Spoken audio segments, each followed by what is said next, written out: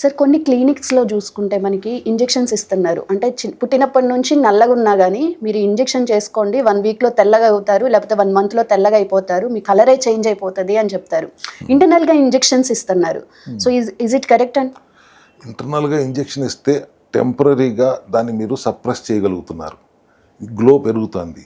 తర్వాత ప్రాబ్లం ఏంటి, అక్కడ మొత్తం పిగ్మెంటేషన్ జరిగి డెడ్ సెల్స్ ఫామ్ అవటం వల్ల వచ్చిన సమస్యది.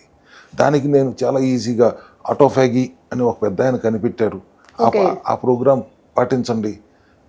ఇది 18 గంటల పాటు ఏమీ తినకుండా మిగతా 6 గంటల్లోనే తినండి.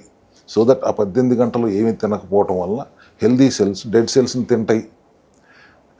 ఆటో అంటే సెల్ఫ్, ఫ్యాగీ అంటే ఈటింగ్, సెల్ఫ్ ఈటింగ్ అంటారు. ఆ పదం, ఆ మెకానిజం కనిపెట్టినందుకు ఆ జపాన్ ఆయనకి నోబెల్ ప్రైజ్ ఇచ్చారు.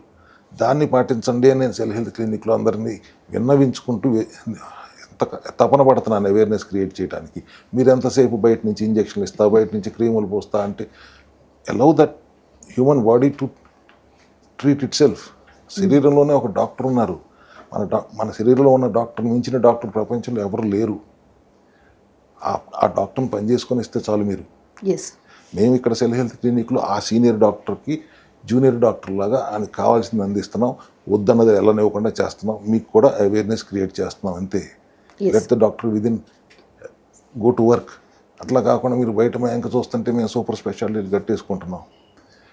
సిమ్టమ్ అడ్రస్ అయితే చాలు, మీకు సంపాదించేసుకోవాలి, పరిగెత్తాలి, అప్పటికప్పుడు నొప్పి తగ్గదానికి ఒక మందిస్తే చాలు. కానీ రూట్ కాజ్ని అడ్రస్ చేయకుండా వదిలేస్తే తర్వాత బరువు పెరిగిపోయి అనవసరమైన ఇబ్బందుల్లోకి వెళ్ళిపోయి అప్పుడు మా దగ్గరికి వచ్చి 100 రోజులు చేయమంటే ముందే ప్రివెంటివ్ హెల్త్ కేర్ తీసుగా ఎందుకు ఆలోచించరు? శరీరానికి మించిన ఆస్తి ఏమైనా ఉందా మీ దగ్గర? ఏం సంపాదించుకున్న ఆరోగ్యానికి మించిన ఆస్తి ఏమైనా సంపాదించుకోగలరా? ఇవాళ సమాజం అట్లా లేదే. అవేర్నెస్ క్రియేట్ చేయడానికే సెల్ హెల్త్ క్లినిక్ ముఖ్య ఉద్దేశం. మా ఆవేదన అంతా ఆ అవేర్నెస్ మీకు కల్పించడానికి ప్రివెంటివ్ హెల్త్ కేర్ దిశగా ఆలోచించండి. ఒక 42 రోజులు సంవత్సరానికి మీ ఆరోగ్యం కోసం కేటాయించండి. మిగతా 320 రోజులు విచక్షణతో మీ ఇష్టం వచ్చింది చేసుకోండి. లేదు వచ్చిన తర్వాత మా దగ్గరికి వస్తే 100 రోజులు 120 రోజులు చేయాల్సి వస్తుంది. మీ ఆస్తులు అమ్ముకోవాల్సి వస్తుంది. ఈ హాస్పిటల్ వాళ్ళు ఆస్తులు కొనుక్కునే పరిస్థితికి వస్తున్నారు. ఎందుకు అట్లా చేస్తున్నారు? మీ ఆరోగ్యం గురించి శ్రద్ధ వహించండి. 42 రోజులు సమయం కేటాయించలేరా? మీ ఆరోగ్యం కోసం, మా కోసం కాదు. జస్ట్ 42 days అంతే.